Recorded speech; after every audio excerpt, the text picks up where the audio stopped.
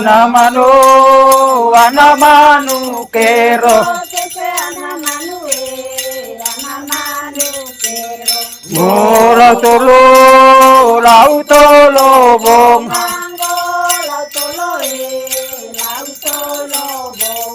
Sese anamanu, anamanu kero. Baik, lu kau bingung kan? Murau tolo, lau tolo bonga.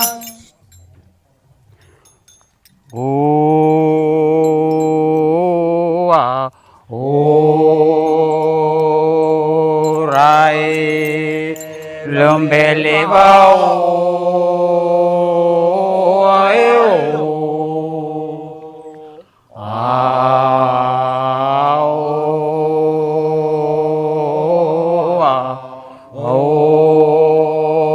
si ja jau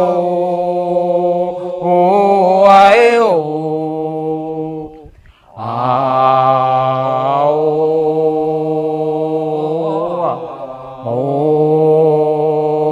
puisiru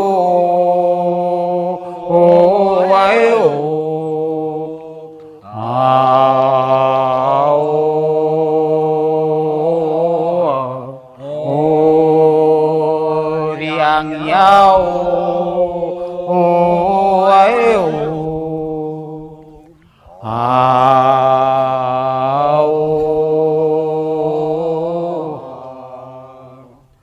ini anabai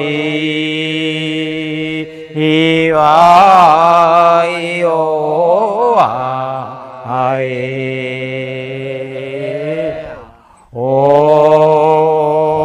lele bai yoyae erongae ngakuma ngatanua pomolo yae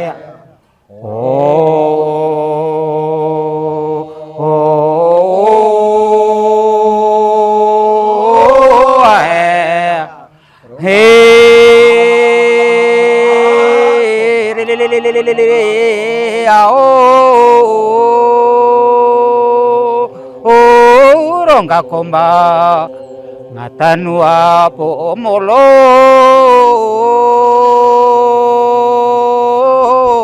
ayo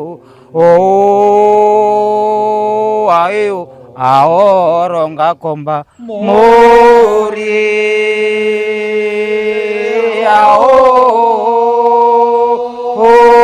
yolema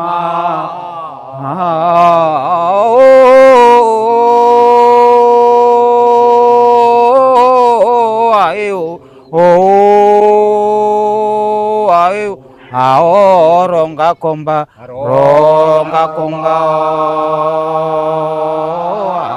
ngatanwa pomololi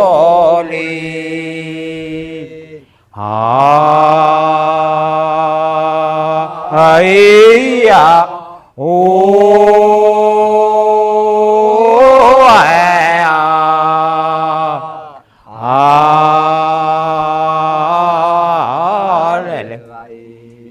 ini anabai ibayo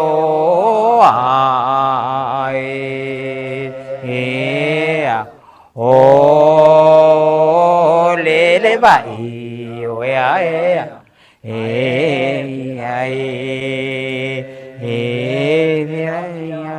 nanu ini ya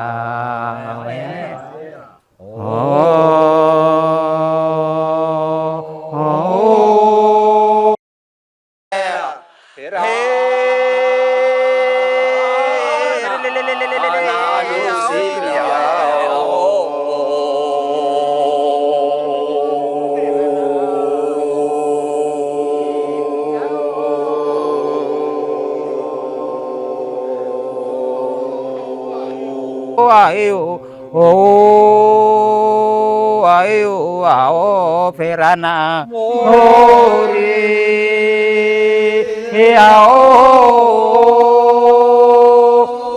yolema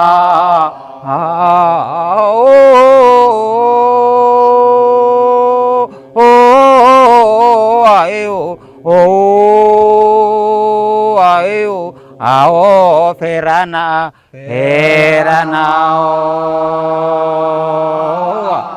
nusipiai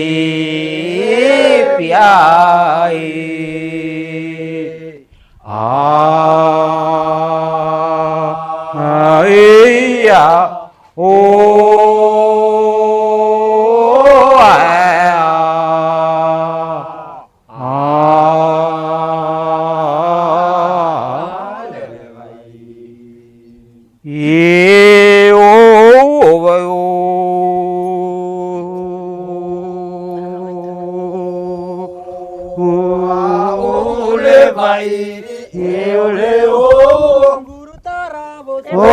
wali posoka besi mari bulingasu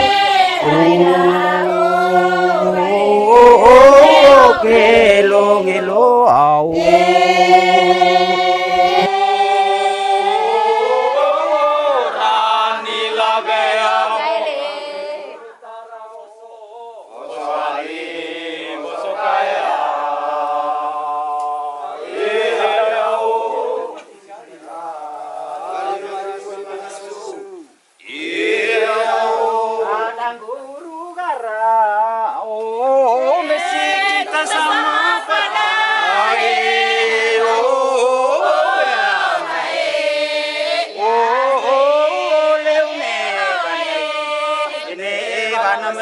kita sama kalale.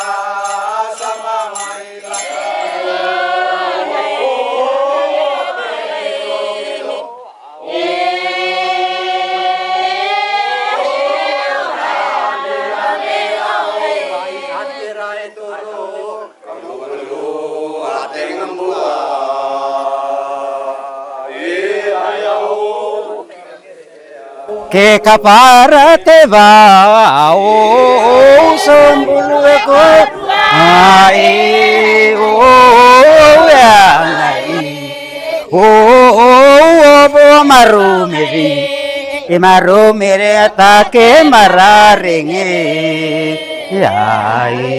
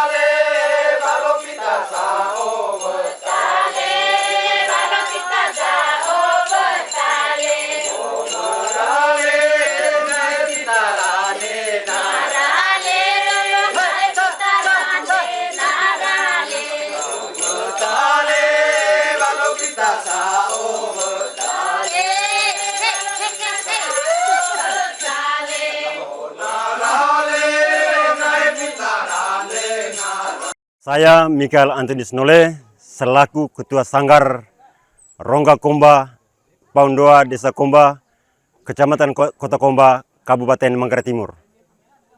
Terima kasih. Terkait dengan asal-usul yang tarian Vera, secara umum untuk komunitas Rongga, saya perlu akui bahwa itu masih abu-abu, tapi saya akan coba menyampaikan sesuai versi yang kami dapatkan di Desa Komba, bahwa awal mula munculnya tarian Vera itu bermula dari kisah dari kehidupan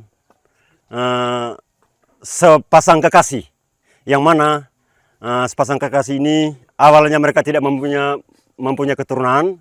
Atas dasar itu si suami memutuskan untuk menikah lagi untuk bisa mendapatkan keturunan. Tapi dengan keadaan dan situasi saat itu, apapun yang diinginkan oleh suami tidak mungkin bisa dibantah oleh sang istri, sekalipun ada rasa cemburu di dalam hati. Setelah memutuskan untuk menikah lagi, istri kedua bisa mempersembahkan buah hati bagi sang suami yang dia cintai. Dia cintai.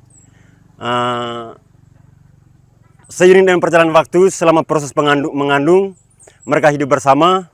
Tetapi menjelang hari kelahiran, sang suami meninggalkan kedua istrinya, meninggalkan tempat tinggal mereka,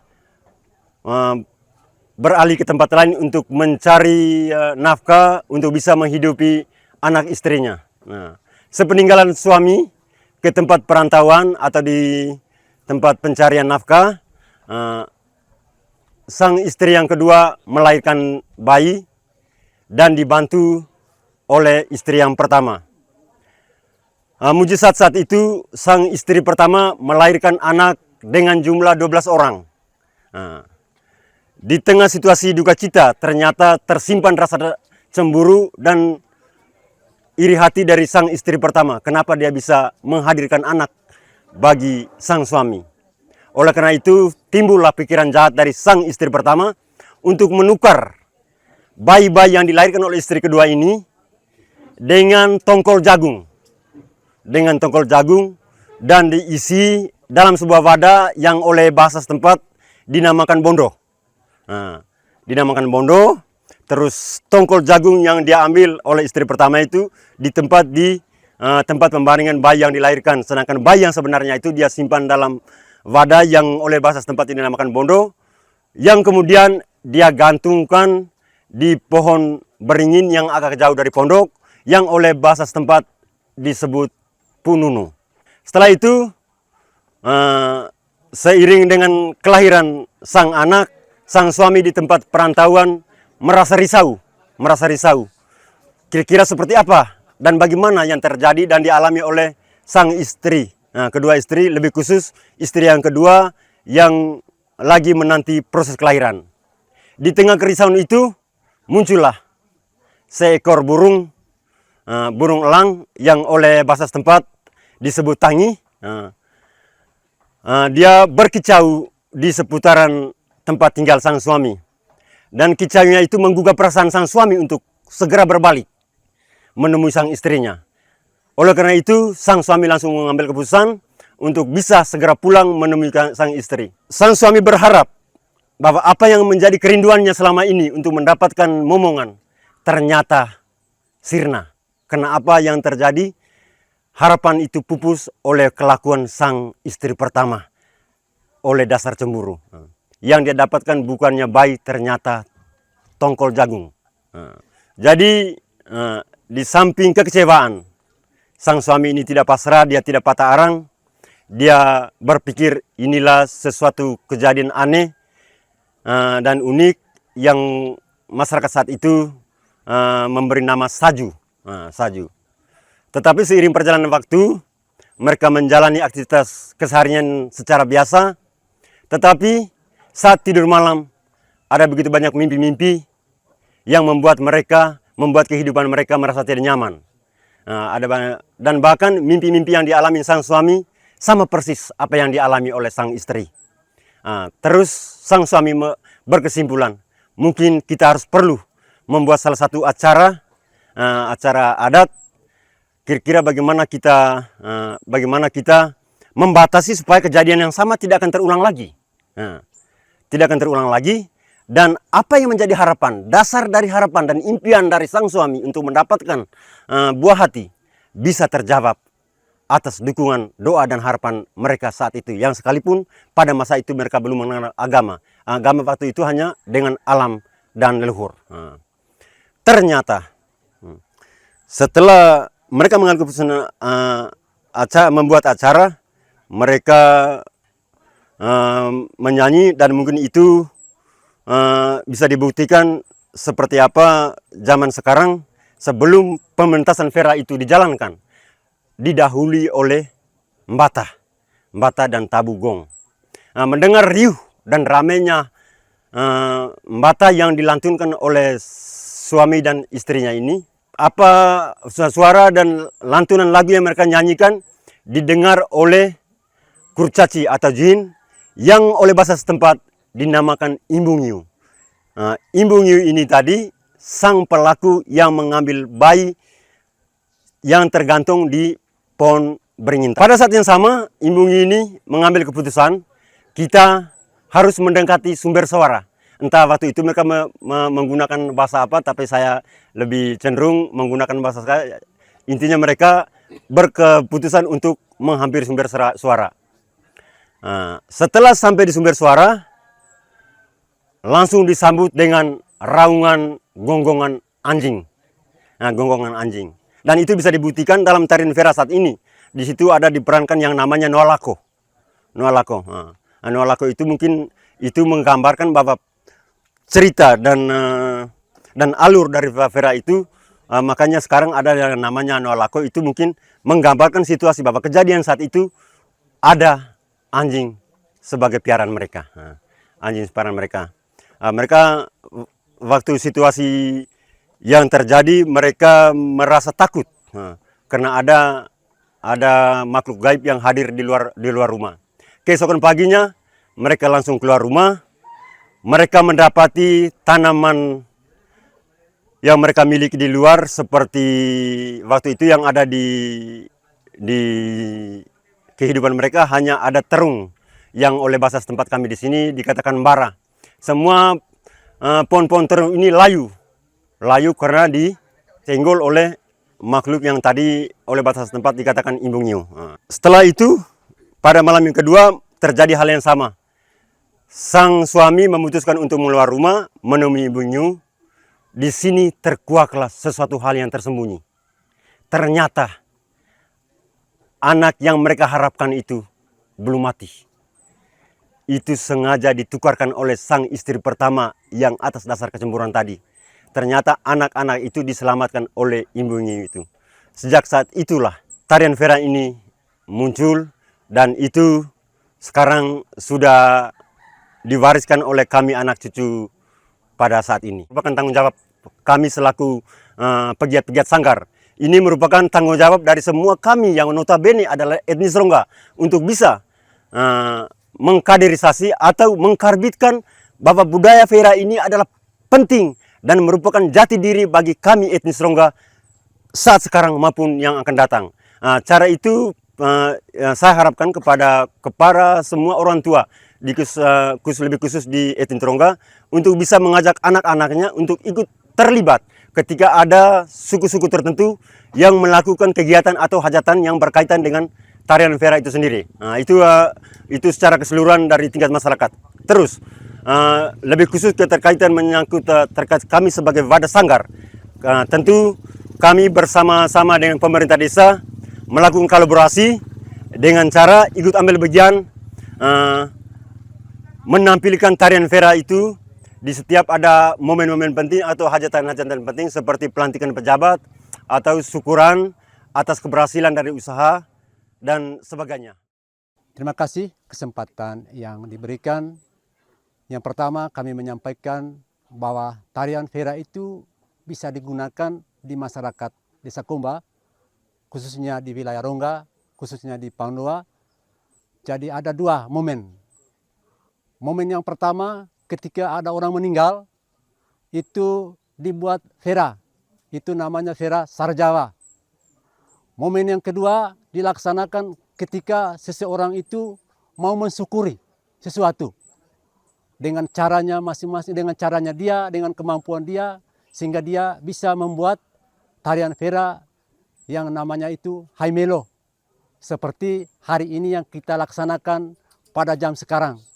Dan itu bisa dibawakan oleh siapa saja, yang terpenting dia mampu secara materialnya, dan juga dia tahu dan dia mau bersyukur tentang apa yang dia peroleh selama dia hidup.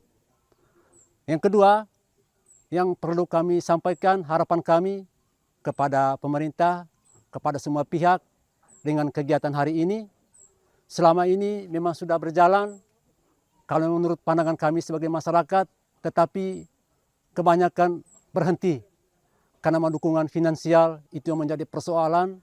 Yang kedua, mungkin yang menggiring kita untuk mendapatkan sesuatu, kita belum tahu kemana kita pergi untuk mendapatkan akte notaris, apa segala macam, itu juga kita butuh teman-teman semua.